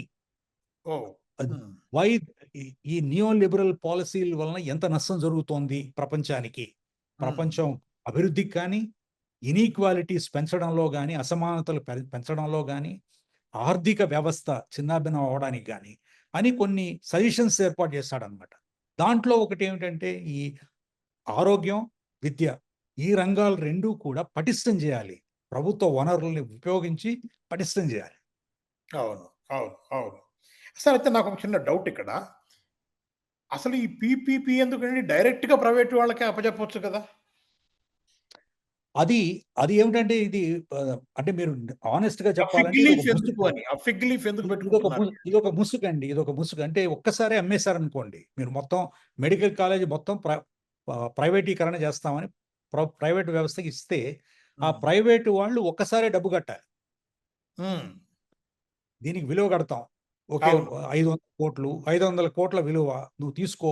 మంచిది. అది బెస్ట్. హ్మ్. 500,00,00,000 ఆయన కట్టాలి ఒకసారి. ప్రభుత్వానికి అవును. కూడా రిసోర్సెస్ వస్తాయి. హ్మ్. అప్పుడు కూడా 50% సీట్లు ప్రభుత్వానికివ్వాలి. యూనివర్సిటీ కింద అక్రిడిటేషన్ ఉంది గాబట్టి అవును. అప్పుడు 50 శే శాతం ఇవ్వాల్సిందే. సీట్లివ్వాలి. అవును. ఇవ్వాల్సిందే. ఈ పీపీపీ వ్యవహారం ఏమిటంటే అండి, దీని వలన ఒక్కసారే డబ్బు కట్టాల్సిన అవసరం లేదు. అంటే సంవత్సరానికి ప్రైవేట్‌కి డైరెక్ట్‌గా ఇవ్వటం కంటే ఇది మచ్ మోర్ డేంజరస్. ఇది మచ్ మోర్ డేంజరస్ కదండీ. అంతే కదా! ఇప్పుడు ఒక్కసారి ఇచ్చిన తర్వాత మీరు ఆయన ఆయన మనకి మీకేం డబ్బులివ్వడు. డబ్బులెంతిస్తాడు? 10,00,00,000, 20,00,00,000, 30,00,00,000 ఏదో ఇస్తాడు. అవును. ఇక కానీ కంట్రోల్ అంతా ఆయన మీదే ఉంటుంది. మీరు ఒక్కొక్క మెడికల్ కాలేజ్ అండి ఈరోజు 200 సీట్లు ఉన్న మెడికల్ కాలేజ్‌లో యావరేజ్ నెట్ ఎర్నింగ్స్ ఎందుకంటే మీరు సీట్లు అమ్మేసుకోవడమే కదా! డబ్బు మెరిట్ ఏం లేదు కదా! అంతే. అంతే. ఎవరు డబ్బులిస్తే వాళ్ళకిస్తారు. ఎన్ఆర్ఐ అవును. కోటా పెట్టారు. తర్వాతనేమో మేనేజ్మెంట్ కోటా పెట్టారు. ఎన్ఆర్ఐ కోటా 20,00,000 చెప్పారు. ఇదేమో మేనేజ్మెంట్ కోటా ఏమో 12,00,000 చెప్పారు పర్ ఇయర్. మీరు మీరు నాకో మాట చెప్పండి రావు గారు. మేనేజ్మెంట్ కోటా 12,00,000కి ఇస్తానంటే నేనొక 100 మంది మెరిట్ స్టూడెంట్స్‌ని లైన్‌లో నిలబెడతాను.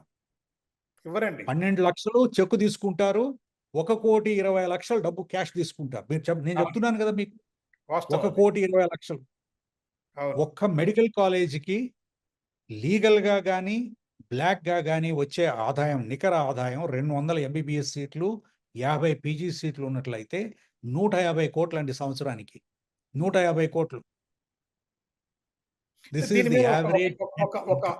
ఒక ఒక ఒక ఎలిజెడ్ ఎక్స్‌పర్ట్ ఏమన్నారంటే ప్రైవేట్ మెడికల్ కాలేజీలలో పెద్ద లాభాలు ఉండవండి. ఎందుకంటే చాలా పెద్ద పెట్టుబడి కావాలి. హాస్పిటల్ కావాలి. హాస్పిటల్‌లో పెద్ద ఎత్తున కొత్త కొత్త ఎక్విప్‌మెంట్ కావాలి. ఒక 500-1000 కోట్ల పెట్టుబడి అది. దాని మీద మీరు ఎంత ఇంట్రెస్ట్ వేసుకుంటే ఎంత లాభం వస్తది? లాభాలు రావండి.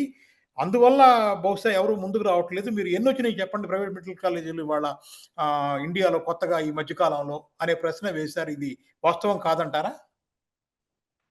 మొత్తం ప్రపంచంలో ఉన్న మెడికల్ కాలేజెస్ అండి, హ్మ్. భారతదేశంలో ఉన్నటువంటి ప్రైవేట్ మెడికల్ కాలేజెస్ ఎక్కడా లేవు. మొత్తం ఓహ్! మన దేశంలో 765 ఎన్నో పైచిలుకు కాలేజెస్ ఉన్నాయి. హ్మ్. దాంట్లో 52% అంటే 380 వరకు ప్రైవేట్ మెడికల్ కాలేజెస్. ఇది లార్జెస్ట్ నంబర్ ఎనీవేర్. ఓహ్! హ్మ్. Largest number anywhere. అమెరికాలో కూడా మెడికల్ ఎడ్యుకేషను 1980s వరకు ప్రైవేట్ రంగంలో ఉండేది కాదు. ఇప్పుడు అది not for profit. It was a not for profit రంగంలోనే ఉండేది. యెస్. ఫర్ ప్రాఫిట్‌లోకి మార్చింది. ఫర్ ప్రాఫిట్‌లోకి చాలా తక్కువ కాలేజెస్ ఉన్నాయి. యూరోప్‌లో అయితే అసలు ప్రైవేట్ మెడికల్ కాలేజెసే లేవు. Except in UK and some select countries అవి కూడా ఈ మధ్య స్టార్ట్ చేశారు. ఎందుకంటే మెడికల్ ఎడ్యుకేషన్ అనేది లైఫ్ అండ్ డెత్ ఇష్యూ. దీంట్లో అవును. మీరు సరిగ్గా ట్రైనింగ్ ఇవ్వకపోతే, మీరు సరైనటువంటి ఫ్యాకల్టీ లేకపోయినట్లయితే, మీరు ప్రజల్ని చంపేసే అవకాశం ఉంది. అవును. సర్టిఫికేట్‌లు ఇవ్వడం తప్ప డాక్టర్‌కి ఏమి నాలెడ్జ్ గాని, ఒక చదువు గాని, ఆయనకి స్కిల్స్ గాని ఉండవు. ఆయన పె పె ఆయనకి సర్టిఫికేట్ డాక్టర్ గారు కదా! డబ్బులిచ్చాడు, యాహ్! సర్టిఫికేట్ ఇచ్చారు. హ్మ్. డబ్బులిచ్చారు, సర్టిఫికేట్ ఇచ్చారు కాబట్టి ఆయన ఇవాళ ఇష్టం కూడా అది. లేటెస్ట్ రిపోర్ట్ వచ్చిందండి ఒకటి. చాలా మంది ఆపరేషన్స్ చేయడానికి భయపడుతున్నారు. వాళ్ళకంత అంతే ఎఫిషియన్సీ లేదు అని. కరెక్ట్. కరెక్ట్. ఈరోజు కాబట్టి ప్రైవేట్ మెడికల్ కాలేజెస్ ఇంకొక విషయం చెప్తానండి. మన సమస్య దేశంలో ఉన్న సమస్య ఏమిటంటే, ఇదేదో ఒక ఒక ఒక భూతాన్ని సృష్టించారు. అది భూతం సృష్టించింది మన నేషనల్ మెడికల్ కౌన్సిలు, ప్రభుత్వం, కేంద్ర ప్రభుత్వం, రాష్ట్ర ప్రభుత్వాలు. అదేమిటంటే, ప్రతి 1000 జనాభాకి ఒక డాక్టర్ గారు ఉండాలని ప్రపంచ వరల్డ్ హెల్త్ ఆర్గనైజేషన్ అవును. చెప్పింది అని. మనకి ఫస్ట్ మన ఆంధ్రప్రదేశ్ వ్యవహారం తీసుకుందాం. ఆంధ్రప్రదేశ్‌లో ఇప్పుడు 39 మెడికల్ కాలేజెస్ ఉన్నాయి కదా! అవును. 6756 ఎంబీబీఎస్ గ్రాడ్యుయేట్స్ అడ్మిట్ అవుతున్నారు, పాస్ అవును. అవుతున్నారు. మే అవును. మేము మే నేను చదువుకున్న రోజుల్లో అయితే 60% మందే పాస్ అయ్యేవాళ్ళు. అవును. ఈ రోజుల్లో 100% పాస్ అవుతున్నారు. అవును. 6700 చిల్లర డాక్టర్లు ప్రతి సంవత్సరం ప్రొడ్యూస్ అవుతున్నారు. మనకి ఆంధ్రప్రదేశ్ మెడికల్ కౌన్సిల్‌లో రిజిస్టర్ అయిన డాక్టర్లు 1,05,000 మంది జేపీ నడ్డా ఆ విషయం పార్లమెంట్‌లో డిక్లేర్ చేశాడు. డిక్లేర్ చేశారు. 1,05,000 1,05,000. మంది. హ్మ్. ఆ! So, fourth highest. 1,05,000 కాబట్టి ఫోర్త్ అంటే హైయెస్ట్. హ్మ్. 550 మంది జనాభాగా ఒక డాక్టర్ గారున్నారు. ఓహ్! 550 మందికి ఒక డాక్టర్ గారున్నారు. ప్రపంచంలో ఎక్కడా లేరింతమంది. హ్మ్. అయినా కూడా మనం ఏమిటంటే, ఇప్పుడు మనం జరుగుతున్నది ఏమిటంటే అండి, ఇప్పుడు బీఏ డిగ్రీకి విలువ లేకుండా ఎలా పోయిందో, ఇంజినీరింగ్ డిగ్రీకి ఏ విధంగా విలువ లేకుండా పోతోందో, రేపు ఎంబీబీఎస్ డిగ్రీకి కూడా అదే విలువ లేని పరిస్థితొస్తుంది. మన మన ఆంధ్రప్రదేశ్‌లో చాలా వరకు వచ్చేసింది సార్ అది. వచ్చేసింది. ఇప్పటికే కరెక్ట్. వచ్చింది. ఎందుకంటే కరెక్ట్. ఆర్డినరీ ఎంబీబీఎస్ అంటే నువ్వు ఊరికే duty correct. Doctor in a corporate hospital. Nothing, correct. Not that's more than that. అంటే a kind of that's right. Glorified compounder. Correct. Glorified compounder. That is what we have ended up. After so much of money, so much of education, so much of effort. అందుకే ఇప్పుడు మనకు కావాల్సింది ఏమిటంటే అండి, quality. Quality education, committed training. Doctor అనే వాళ్ళకి ఇది business కాదు కదండీ! ఇప్పుడు మనం విద్యని, వైద్యాన్ని అన్నీ బిజినెస్ చేసాం. అన్నిటిని ఎవ్రీథింగ్ ఈస్ బిజినెస్ చేస్తే everything is a everything is a product. Business. వ్యాపారం కింద ప్రతీదీ వ్యాపార దృక్పథంలో, వ్యాపార ధోరణిలో చూసి, ఇది వ్యాపారం అయితేనే వ్యాపారం చేసేవాడే బాగా చేస్తాడనే ఒక నమ్మకానికి వచ్చేసింది ప్రభుత్వాలు. అవును. వ్యాపారం చేయనివాడు ఎందుకు పనికిరానివాడు, వ్యాపారం చేసిన వాడే గొప్ప వ్యక్తి. కాబట్టి వ్యాపారం చేయి, నువ్వు ఎట్లాగైనా చేసేయి, డబ్బులు తినేసేయి, డబ్బులు క్రియేట్. ఈ యాస్పిరేషన్ అనేది ఏదైతే విలువలు లేనటువంటి, సామాజిక స్పృహ లేనటువంటి, ప్రజల మీద ప్రజల మీద, ప్రాణాల మీదటువంటి ఆసక్తి లేనటువంటి వ్యక్తులు ఇదొక వ్యాపార దృక్పథంతో చూసినట్లయితే సమాజానికి భవిష్యత్ ఏమిటి? హ్మ్. సమాజానికి భవిష్యత్ ఏమిటి? మీకు, నాకు భవిష్యత్తు మీద మనం అంటే ఒక వయసుకొచ్చాం. భవిష్యత్తు సమాజాన్ని నిర్మించవలసిన వాళ్ళు ఎక్కడికెళ్తారు వాళ్ళు? ఏం జేస్తారు? సో, ఈ అంశాల మీద ఇది ఒక చిన్న విషయం కాదిది. నా నా దృక్పథంలో ఇదొక చిన్న విషయం కాదు. దీని మీద నేను కూడా ఇంత సమయం ఆహ్, కు వెచ్చించడానికి కారణం ఏమిటంటే, ఇది ఇది ఫండమెంటల్ ఫౌండేషన్ ఆఫ్ గవర్నెన్స్. అసలు యెస్. ప్రభుత్వం ఎందుకుంది? ప్రభుత్వం యొక్క బాధ్యత ఏమిటి? ప్రభుత్వం యొక్క ప్రణాళిక ఏమిటి? ప్రభుత్వం ప్రజలకి ఏమి అందించాలి? ఏమి ఇవ్వాలి? ఏమి చెయ్యాలి? అసలు ఎందుకు చేయాలి? ఇప్పుడు మొత్తం ప్రైవేట్ రంగమే ఉన్నట్లయితే అసలు మనకి ఎన్నికలెందుకు? ప్రభుత్వాలెందుకు? ఇంత ఖర్చెందుకు వాళ్ళ మీద?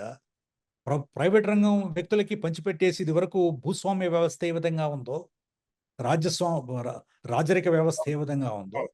అలాగే ఎవరైతే might is right yeah! Auction పెట్టేసి ఇచ్చేయొచ్చు. ఆక్షన్ పెట్టి ఇచ్చేయొచ్చు కదండీ! ఎందుకు అనవసరంగా ఈ కష్టం అంతా ఎందుకు? కింద మీద అవ్వడం ఎందుకు? అవును. ఆక్షన్ పెట్టేయండి, ఇచ్చేయండి. ఆ డబ్బు తీసుకోండి, కూర్చోండి. నలుగురు, ఐదుగురు ఎంజాయ్ చేయండి. అవును. సో, ఇది fundamental issue. Medical colleges is an context ఉంది కాబట్టి మనం మాట్లాడుకుంటున్నాం. అవును. బట్ అవును. మొత్తం మనం సమాజం గురించి, ప్రభుత్వం గురించి, అసలు ముఖ్యంగా ఆంధ్ర రాష్ట్రం గురించి 11 సంవత్సరాలయింది కొత్త రాష్ట్రం ఏర్పాటు చేసి. అవును. ఎంత మార్పొచ్చింది ఆర్థికంగా, యాహ్! బట్ సాంఘికంగా. ఇప్పటికి ఈవెన్ వైద్య రంగం ఒకటే చూసుకున్నా కూడా ఇప్పటికీ మలేరియా చాలా విపరీతంగానే ఉంది. Dengue correct. విపరీతంగానే ఉంది. కరెక్ట్. ఫైలేరియా ఎలిమినేట్ అయిందని అనిపించటం లేదు. కరెక్ట్. ఇంకా ఇతర రకాల ముఖ్యంగా వాటర్ బోర్న్ డిసీజెస్ ఏవైతే ఉన్నాయో, కరెక్ట్. సీజనల్ వ్యాధులు కరెక్ట్. చాలా తీవ్రంగానే కరెక్ట్. ఉన్నాయి. వీటికి ఉన్నాయి. Effect correct. అయ్యే వాళ్ళు ముఖ్యంగా ఆదివాసీ డిస్ట్రిక్ట్స్ ప్రాంతాలైతే కరెక్ట్. చాలా దుర్భరమైన కరెక్ట్. జీవితాలు గడుపుతున్న పరిస్థితి ఉంది. కరెక్ట్. అక్కడేమి కరెక్ట్. మార్పు కరెక్ట్. లేదు. డాక్టర్లేమో కరెక్ట్. 1,08,000 మంది, 1,05,000 మంది, నాలుగవ హైయెస్ట్ కరెక్ట్. పొజిషన్‌లో కరెక్ట్. డాక్టర్లున్నారు. ఇంత కరెక్ట్. గ్యాప్ ఉందండి ఇది. ఈ గ్యాప్‌ని ఎట్లా కరెక్ట్. అడ్రెస్ చేయాలనుకుంటున్నారు? ఎవరు అడ్రెస్ కరెక్ట్. చేస్తారో కూడా తెలియని పరిస్థితి ఉంది ఇవాళ. కరెక్ట్. కరెక్ట్. 33% మంది పిల్లలు 5 సంవత్సరాల లోపు పిల్లలు వాళ్ళకి, వాళ్ళకి సరైనటువంటి పోషకాహార లోపం లేకపోవడం వల్ల, పోషకాహార లోపంతో వస్తున్న జబ్బులు. ఆంధ్ర అవును. రాష్ట్రంలో అండి ము ము 33% పిల్లలు 5 సంవత్సరాల లోపు వాళ్ళు. హ్మ్. తరువాత మనకేమిటి డబుల్ ఆహ్, డబుల్ ధమాకా. ఒక పక్కనేమో ఈ కమ్యూనికబుల్ డిసీజెస్ అన్నీ. అవును. Water Born, vector borne, food borne diseases ఒక పక్కన, ఇంకో పక్కన non communicable diseases cancer, diabetes, hyper tension. Andhra రాష్ట్రంలో 15% మందికి, 15% మందికి డయాబెటీసు, హైపర్ టెన్షను లేదా 2 ఉన్నవాళ్ళు. వాళ్ళకి ట్రీట్మెంట్ అందుతుందా? వాళ్ళ కాంప్లికేషన్‌లు ఏమొస్తున్నాయి? ఎందుకున్నాయి? వీటి మీద this all preventive, promotive medicine. అవును. మెడిసిన్ అనేది ఎప్పుడు కూడా హెల్త్ కేర్ అండి. ఆరోగ్యం అనేది అది continuum of care. Yes. Health prevention. ముందు ప్రివెన్షన్. తర్వాత ప్రమోషన్. చెప్పాలి ఎవరన్నా, "బాబు నువ్వు ఇదిగో సిగరెట్లు తాగొద్దు. నువ్వు ఆల్కహాల్ సేవించొద్దు. ఎక్సర్సైజ్ చెయ్యి. ఫుడ్ కంట్రోల్‌లో పెట్టుకో." ఇ this is important for health promotion. అది చిన్నప్పటి యెస్. నుంచి. Mental health. ఎందుకండి why are children killing themselves? Young అవును. పీపుల్ సో మచ్ భవిష్యత్తు ఉన్నవాళ్ళు సూసైడ్ చేసుకుంటున్నారు. సో, అవును. కౌన్సెలింగ్ ఇచ్చే ఇన్‌ఫ్రాస్ట్రక్చర్ లేదు. తర్వాత మనకి డెమోగ్రాఫిక్ షిఫ్ట్. ఈ ఫర్టిలిటీ రేట్ తగ్గిపోయింది. 1.5 ఒక్కొక్క కపుల్‌కి. అవును. మనం ఎక్కువ కాలం బ్రతుకుతున్నాం. మనకి 65 సంవత్సరాల పైబడిన వాళ్ళు 10%, 12% ఉన్నారు. మరి అవును. వాళ్ళందరికి వచ్చే జబ్బులు వాళ్ళకి వాళ్ళ భవిష్యత్తు వాళ్ళకి 4,000 ఇస్తే సరిపోతుందా? సరిపోదు. ఓల్డ్ ఏజ్ కేర్ కూడా సరిపోదు. అంతే కదండీ! వాళ్ళకి మందులు, వాళ్ళకి డయాబెటిస్ ఉంది, హైపర్ టెన్షన్ ఉంది, లేకపోతే ఇంకో జబ్బు ఉంది. వాడికి మందులు ఎవరిస్తున్నారు? ఎక్కడికెళ్ళాలి వాళ్ళు? సో, ఇవన్నీ కూడా చాలా ఫండమెంటల్ రెస్పాన్సిబిలిటీస్ అండి గవర్నమెంట్‌కి. వీటి గురించి ముందు ఆలోచించాలి. ఆహ్, డబ్బు వెల్త్ క్రియేట్ చేయాలి బానే ఉంది. ఇన్వెస్ట్‌మెంట్‌లు రావాలి బానే ఉంది. ఎకానమీ పెరగాలి బానే ఉంది. ఎవరి కోసం ఎకానమీ పెరగడం? అవును. ఎవరి కోసం? ప్రజల కోసమా? ప్రభుత్వ అధినేతల కోసమా? అవును. అంటే ఇప్పుడు లేతే ప్రైవేట్ దీన్ని రంగ పెద్దలకా? దీన్ని బట్టి ఇప్పుడు ఈ పీపీపీ అనేది ప్రైవేటు వ్యవస్థని పటిష్టంగా తయారు చేయడానికి తీసుకోబోయే చర్యల్లో ఒక భాగంగా ప్రిపరేటరీ వ్యవస్థలాగా అనిపిస్తోందండి నాకిప్పుడు. ఖచ్చితంగా. ఇంకా దాంట్లో అనుమానం ఏమీ లేదు. హ్మ్. ఇది ప్రజల్ని మభ్యపెట్టడానికి పీపీపీ అని ఇది కూడా నియో లిబరల్ ఐడియాలజీలో భాగంగా 1990లో వరల్డ్ బ్యాంక్ వాళ్ళు ప్రపంచమంతా ప్రమోట్ చేశారు. వాళ్ళే హ్మ్. ఇప్పుడు కొంచెం చల్లబడి అది కొంచెం జాగ్రత్తగా చూడాలంటున్నారు. హ్మ్. మనమేమో ఆ 1996లో ఎలా ఉన్నామో ఇప్పుడు అలాగే ఉన్నాం. 2025లో 30 ఏళ్ల అవును. తర్వాత కూడా. అవును. కాబట్టి ఇది నేను చెప్పినట్లుగా మీరు ప్రైవేటైజేషన్ అంటే ఒక్కసారి అమ్మేసుకోవచ్చు. అవును. అవును. ఇది పీపీపీ అంటే 66 ఏళ్ల అమ్మకానికి మీరేం డబ్బులు కట్టాల్సిన అవసరం లేదిప్పుడు. 66 అవును. సంవత్సరాల్లో కట్టొచ్చు. హ్మ్. అంతే అది గదా! వ్యవహారం. అంతే. ఇది ఇది మీరు ఒక్కసారి ఈ హెల్త్‌తో మొదలుపెడితే అండి, తర్వాత వచ్చేవి స్కూల్స్, తర్వాత వచ్చేవి డిస్ట్రిక్ట్ హాస్పిటల్స్, తర్వాత అవును. వచ్చేవి ప్రైమరీ హెల్త్ సెంటర్‌లు, తర్వాత గవర్నమెంట్ కాలేజెసు, తర్వాత గవర్నమెంట్ ఆఫీసెస్. ఇవన్నీ కూడా ఇది దిస్ ఈస్ ఎ ఆహ్, ఆహ్, నియో ఫ్యూడలిజం. ఆ! అంటే ఇప్పుడు ఇది పరిస్థితి చాలా గ్రేవ్‌గా ఉంది. అర్థమవుతోంది. పార్టీస్ వాళ్ళు వాళ్ళ ఇంటర్నల్ ఎజెండాలు పెట్టుకొని వ్యవహరిస్తున్నారు. ఆహ్, సివిల్ సొసైటీ వాయిస్ చాలా ఫీబుల్‌గా ఉంది. What is the way out doctor గారు? ఏమంటారు? సార్ ఇది మీలాంటి వాళ్ళు, మనలాంటి వాళ్ళు అందరూ కూడా తీవ్రంగా ఆలోచించవలసిన అవసరం ఉంది. ఎందుకంటే ఆంధ్ర ప్రజలు చాలా ప్రోగ్రెసివ్. మనం ఎప్పటినుంచో స్వతంత్ర ఉద్యమం కంటే ముందు నుంచి కూడా ముందు మనకెప్పుడూ సర్ ఆర్థర్ కాటను బ్యారేజీలు కట్టిన దగ్గర నుంచి కూడా ఎక్కడైనా ప్రపంచంలో వరి పండించే రైతులు, ఆ వరి పండించే ప్రాంతాలు కష్ట కష్టజీవులు. అవును. కష్టపడితేనే మీరు వరి పండించగలరు. నేను అవును. ప్రపంచంలో ఈ ట్రాన్సిషన్స్ చూశాను. డ్రై హ్మ్. ల్యాండ్ నుంచి వెట్ ల్యాండ్‌లోకి మారడం, వెట్ ల్యాండ్ నుంచి ప్యాడీ కల్టివేషన్. ఇది చాలా ఒక యజ్ఞం లాంటిది. ఒక పెద్ద స్ట్రగుల్ ఈ అవును. విధంగా మారడం. కాబట్టి మనకి ఆ పెద్ద చరిత్ర ఉంది. తర్వాత సాంఘికమైనటువంటి మార్పు తీసుకురావడానికి సేవ చేసినటువంటి ప్రాంతం ఇది. కష్టపడి చదివి, కష్టపడి పని చేసి, కష్టపడి బ్రతికే వ్యక్తులు ఆంధ్ర రాష్ట్రం నుంచి అవును. వచ్చిన వాళ్ళు. ప్రపంచవ్యాప్తంగా చాలా సక్సెస్ అయిన వాళ్ళున్నారు. అవును.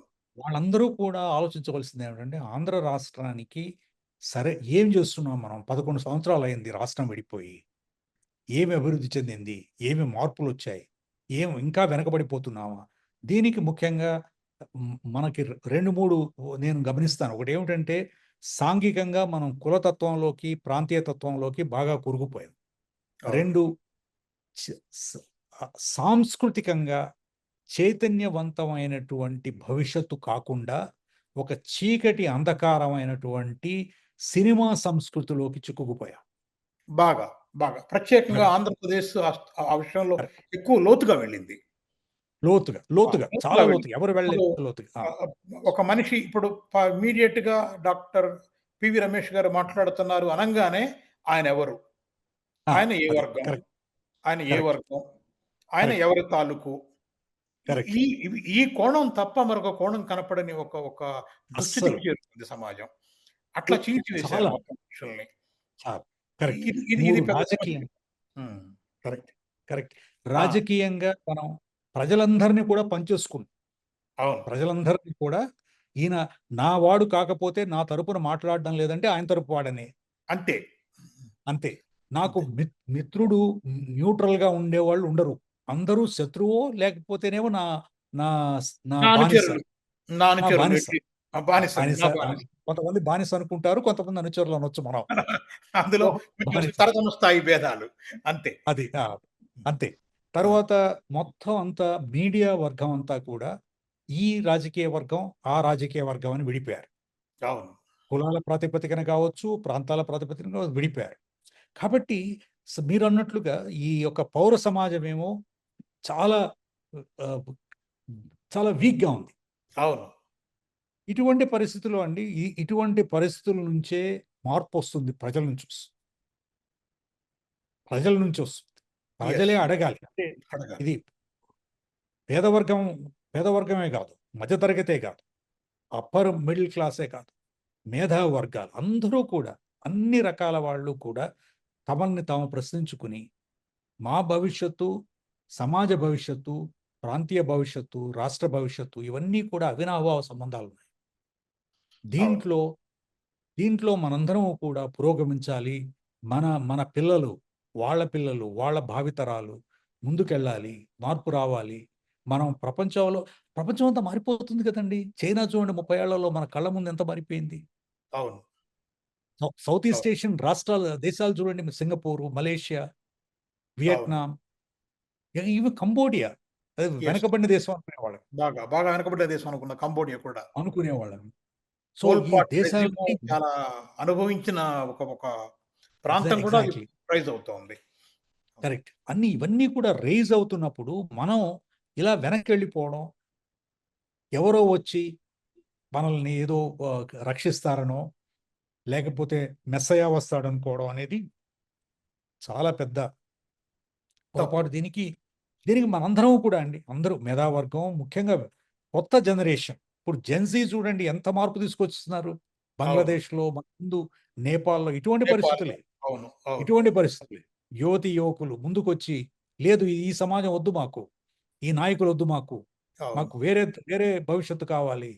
ఆ అవును. భవిష్యత్తుని మేము నిర్ణయిస్తాం అని లీడ్ తీసుకుంటున్నారు. అవును. అవును. అయితే ఇప్పుడు ఈ మధ్య ప్రభాత్ పట్నాయక్ గారి ఒక లెక్చర్ వినటం జరిగిందండి నేను. ఆయన ఏం ఆర్గ్యూ చేశారంటే,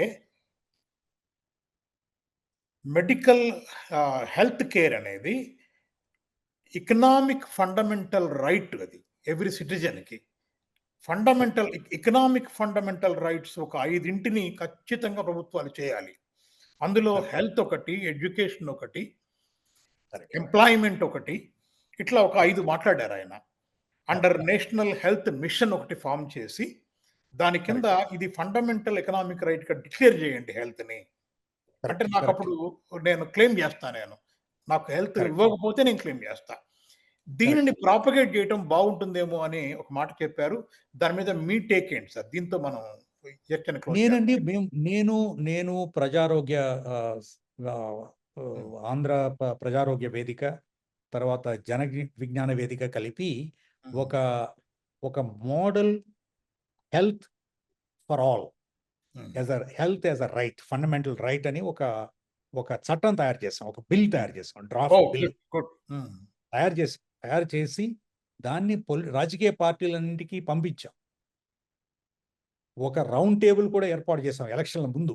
హుహు. 24 ఎలక్షన్‌ల ముందు జాన్యువరి, ఫిబ్రవరి నెలల్లో మొత్తం రాష్ట్రంలో 4, 5 చాలా ప్రాంతాల్లో, అప్పుడున్న జిల్లా ముఖ్యమైన ప్రాంతాలన్నింటిలో కూడా రౌండ్ టేబుల్స్ పెట్టి, విజయవాడలోనేమో పొలిటికల్ పార్టీస్‌తో పెట్టాం. అయితే అన్‌ఫార్చునేట్ థింగ్ ఏమిటంటే 3 ముఖ్యమైన పార్టీలు, టీడీపీ, వైఎస్ఆర్‌సీపీ, బీజేపీ, జనసేన, ఈ 4 పార్టీలు రాలేదు. హ్మ్. వాళ్ళు పాలుపంచుకోలేదు. వాళ్ళకి కమిట్మెంట్ ఇవ్వలేదు. అంటే ఆ రోజు నా మనసులో ఏమనిపిస్తుందంటే, ఇప్పుడు మీకు చెప్తున్నాను. అంటే ఈ పార్టీలు 4 ముఖ్య పార్టీలు, ఆంధ్రాలో ఉన్న పార్టీలకి, ప్రజలకి ఆరోగ్యం అందించాలనే నమ్మకం గాని, అనే అభిప్రాయం గాని, అభిమతం గాని లేదు. వాళ్ళకి తెలుసు మేము అదర్‌వైజ్ మేము వి హావ్ ఎ మేము డ్రాఫ్ట్ మేము బిల్ ఉందండి. మేము ఏమి డ్రాఫ్ట్ చేయకుండానే లాక్కు రాగలమని తెలుసు. అది అది అవసరం లేదు ప్రజలకి. ప్రజలతో సంబంధం లేదు మాకు. మాకు అవును. మొత్తం ఉన్న ప్రైవేట్ వ్యవస్థ, రంగ వ్యవస్థ ఉంది. వాళ్ళు డబ్బులిచ్చినంత కాలం కూడా డబ్బులిచ్చేసి ప్రజల్ని ఓట్లు కొనుక్కుంటాం. అన్నీ వ్యాపారమే కదండీ! ఓట్లతో అవును. వ్యాపారం, ప్రజలతో ఏదైనా వ్యాపారం. వ్యాపారం, ఆరోగ్యంతో వ్యాపారం, విద్యతో వ్యాపారం, ప్రతిదీ మొత్తం అసలు మనం ఒక పెద్ద వ్యాపార వ్యవస్థలో ఉన్నాం. అవును. సో, ఇటువంటి వ్యాపార సంస్కృతితో మనం సమాజాన్ని ఎలా నిర్మిస్తాం? అవును. భవిష్యత్తుని ఏ విధంగా మనం కల్పించగలుగుతాం? ఇది జరుగుతున్నది. కాబట్టి బిల్లుంది. Right to health. Right to health bill అని ఒకటి తయారు చేసాం. Draft bill. దాంట్లో ఏం చేయొచ్చు? ప్రభుత్వం ఏం చేయాలి? కమిట్మెంట్‌లేమిటి? గ్యారంటీస్ ఏమిటి ప్రజలకి? బహుశా సివిల్ సొసైటీ తరపున మీరు మీ మీ మీ అడుగుజాడలో నడిచేవాళ్ళు, ఇంకా ఇతర మేధావులు కలిసి రాజకీయ పార్టీలన్నిటిని కూడా డిమాండ్ చేయాల్సిన ఒక ప్రధానమైన అంశంగా ఇది ఉంటుందని అనుకుంటున్నానండి. ఉండాలని అవును. కోరుకుంటున్నాను. అప్పుడు మాత్రమే ఈ మెడికల్ మాఫియా ప్రభుత్వాలతో కలిసి నడుస్తున్న పద్ధతి అయితే ఉందో దానికి చెక్ పడుతుంది. కొంచెం ఆరోగ్యం అనేది అట్‌లీస్ట్ ప్రజలకి ఎంతో కొంత దఖలు పడే పరిస్థితులు వస్తాయని అప్పుడు మాత్రమే జరుగుతుందని నమ్ముతున్నాను.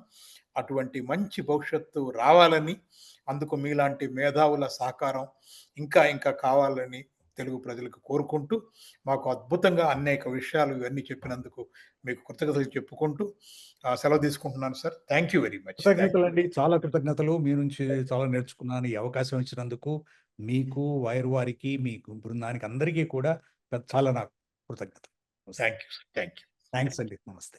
Thank you. Thank you very much. Right.